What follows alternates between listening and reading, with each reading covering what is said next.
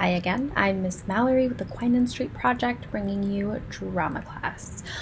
Today we are going to talk about stage and audience. Stage and audience, and it's our last lesson. Before we go into that, we're going to review what we learned last time and what we've been learning the last few weeks. So, first of all, what is drama? Tell me, what is drama? That's right, drama is telling a story. And what do we use to tell these stories? We have 3 tools that we can use on us already to tell these stories. This, and this. That's right. So it's body,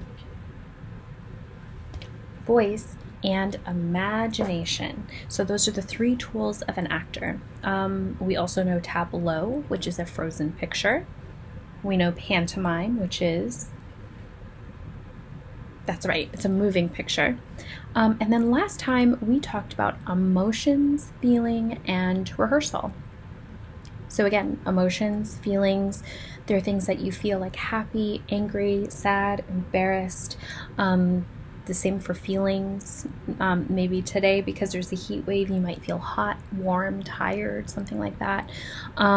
We also learned about rehearsal, and rehearsal again means to practice. And remember, we did those flashcards, and you showed me tableaus and pantomimes of each keyword from Rosie Revere Engineer. You did a great job.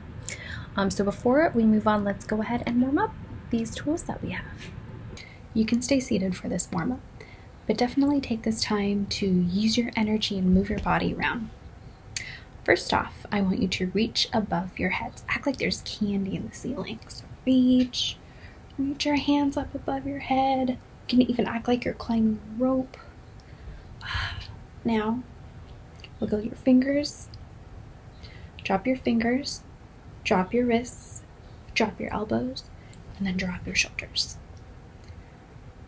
Now, take a crayon. This is a crayon in my head. Put it on top of your head like this and draw some circles with your head with that crayon onto the ceiling. Draw 4 circles. Now do it the other way 4 times. Very slowly. Now, I want you to take that crayon, take it off of your head, break it in half, and stick each half on your shoulders. Here and one here. Now, draw circles on both sides of the room with the crayons on your shoulders. Let's do 4 backwards. 1, 2, 3, and 4. Now 4 forwards. 1, 2, 3, and 4. Just heard some bones cracking. Okay, now take these crayons, put them back together. Just put it away for now. Set it to the side. Now, I want you to give me a superhero chest. So what does a superhero chest look like? For me, a superhero chest is nice and big and proud and powerful. So let's do superhero chest. Now let's do a villain chest. Villain kind of just gets small and tiny and evil, right? Now let's go back to superhero chest. Big and proud and out. And then villain chest. And small. Shrink. Now, superhero chest again. Now, villain chest. Superhero chest. Now, villain chest. Oh, okay. Good job. Now, I want you to create a ball of energy in between your hands like this. So, clap your hands, use your hands. Now, clap them together and create a warm ball of energy until it becomes nice and warm. Okay. Now wake up your body with this ball of energy. Start off with your head, back of your head, your face, your arms, shoulders, do your chest. Go like this. Ah. Now go to your belly and your back and your hips and your thighs. Now your legs and your calves, even to your feet.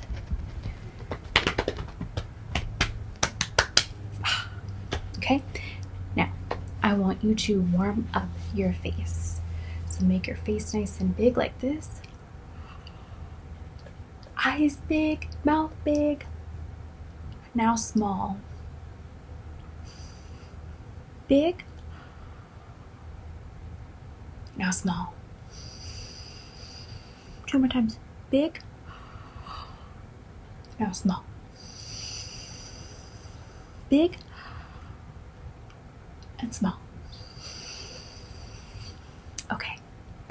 Now we need to warm up our voices and our mouth. So first you're going to blow your lips out like a horse, but don't make any sound and don't make any vibrations with your mouth. You just go like this.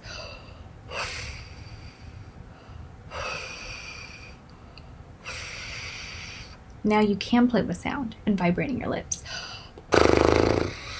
Play with some sound.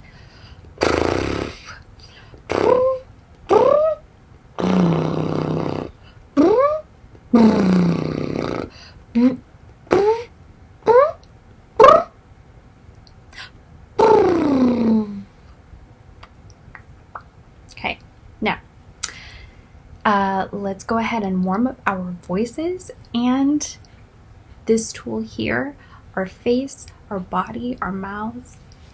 We're going to do this by going through the alphabet. So with every letter that you say, don't just say A. I want you to use your entire face to do the alphabet. So if I say A, it's A.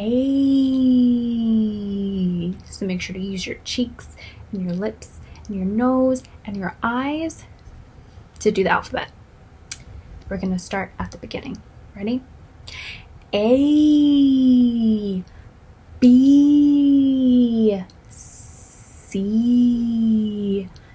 D, E, F,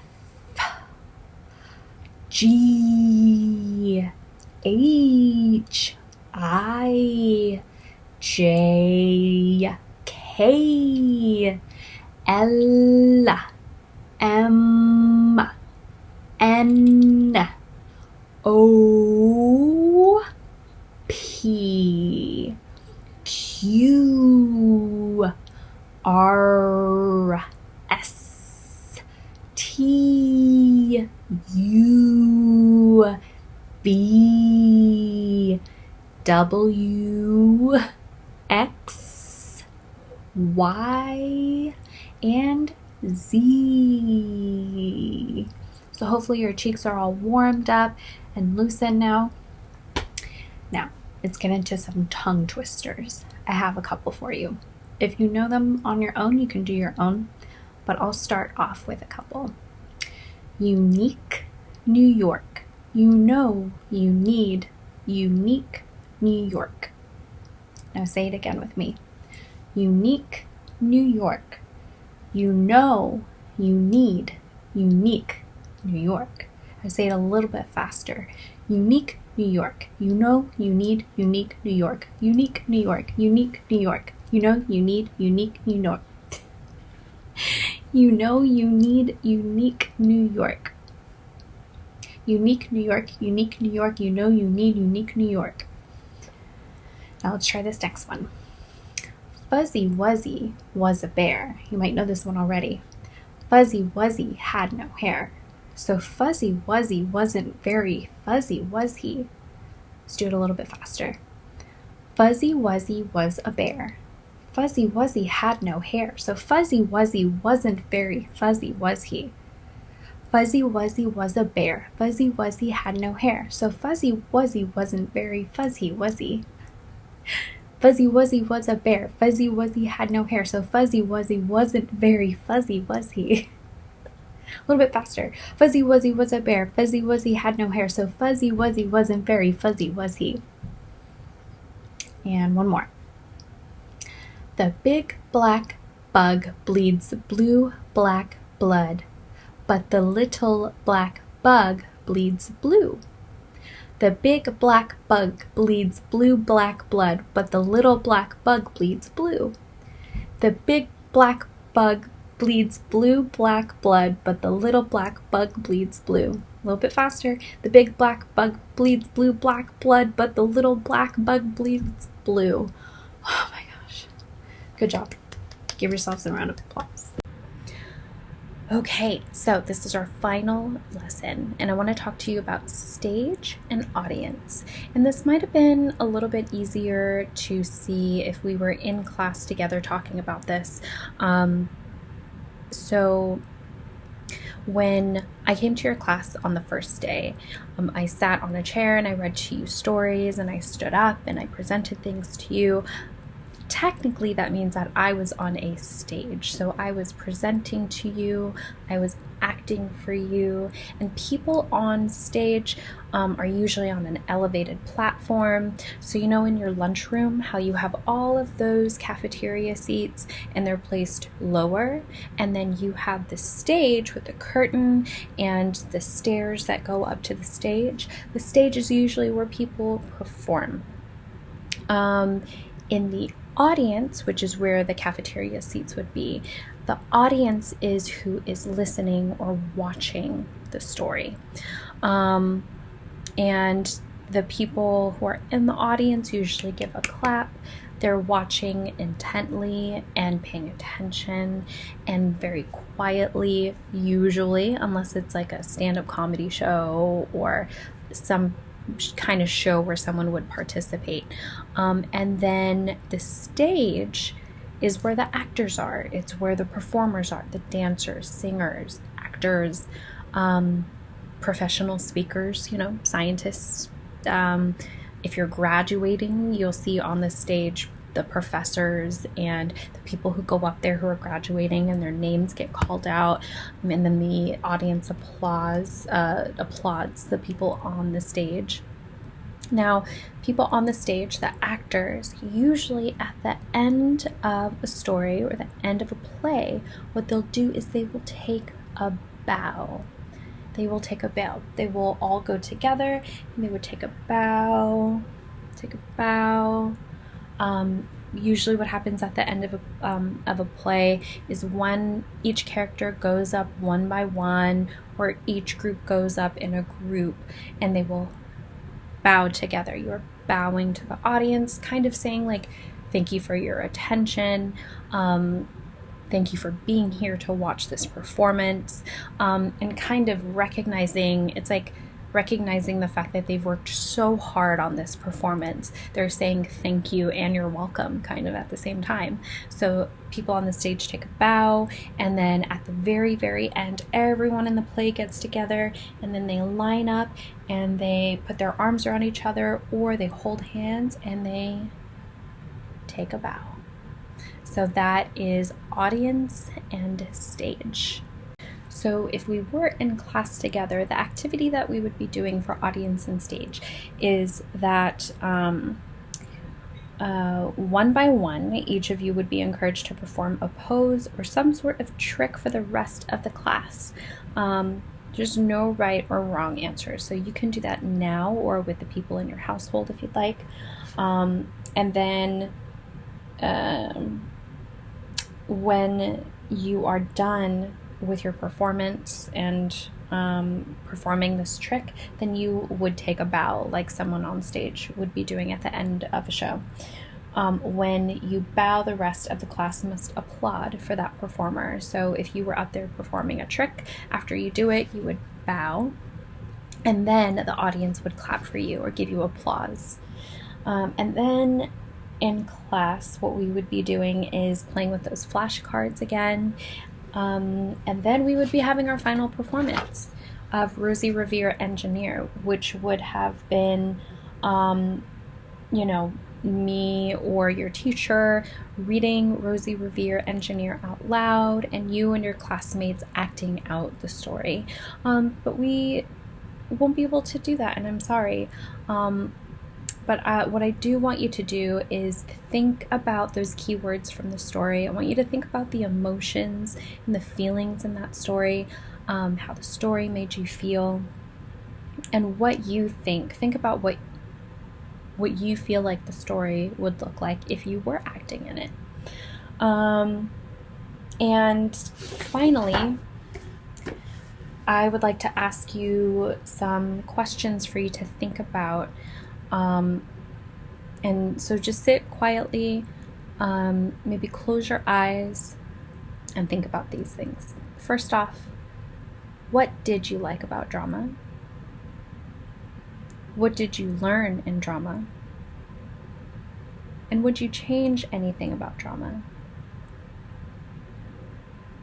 So think about that for a second.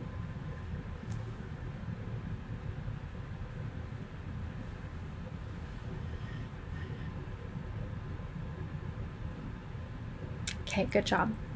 So as we're wrapping up, this is, our very last moments and video together. So as we're wrapping up, I just want to give you kind of an overview of what drama is, and maybe, kind of tell you what drama means for me, and what it means to bring drama into your class. I started working in theater and in drama very early in my life, and so I was 2 when my mom started to act. She was in school and she found the drama department and she started acting, and so from a really young age I was exposed to the theater world, and I have met the most brilliant and creative and silly and smart people being exposed to theater and drama and being around the stage. And eventually I would go on to act and train, and I've been around it my entire life. And what I can say is that learning how to work in groups and working together, which is a big part of drama, I've learned a lot about how to consider other people's feelings, how to work with other people even when it's different than how I would personally work through things. When you are in a scene with other people, you have to feed off of their energy, and you rely on each other to perform these really wonderful stories. So it's a lot about working together, and it's also a lot about trusting what you feel on the inside. What makes drama and acting so special is that, you can see the same play a million times. Like, how many Spider-Man movies have we had? How many, Elmos have we had? We've had so many different versions of the same story, but what makes it so special is that every actor makes it their own. And because they trust themselves, they trust their directors, they trust the people that they're working with to tell the story in a new way. So that is what's so special about drama. It's working together, it's trusting your feelings, and it's about telling stories, because telling stories is so important. You want to be able to look back at a certain time, look back at certain stories and think about the things that inspired you and made you feel really good. So that's what I have to say about drama, and thank you for sticking through with me throughout these last few weeks. And I'm sorry that we couldn't work together in person more, but I hope that you have a nice summer, and maybe I will see you around campus next year. I hope that you got something really fun out of these classes, and good luck with the rest of the school year, and thank you. On the count of 3, let's say drama class. 1, 2, 3. Drama class.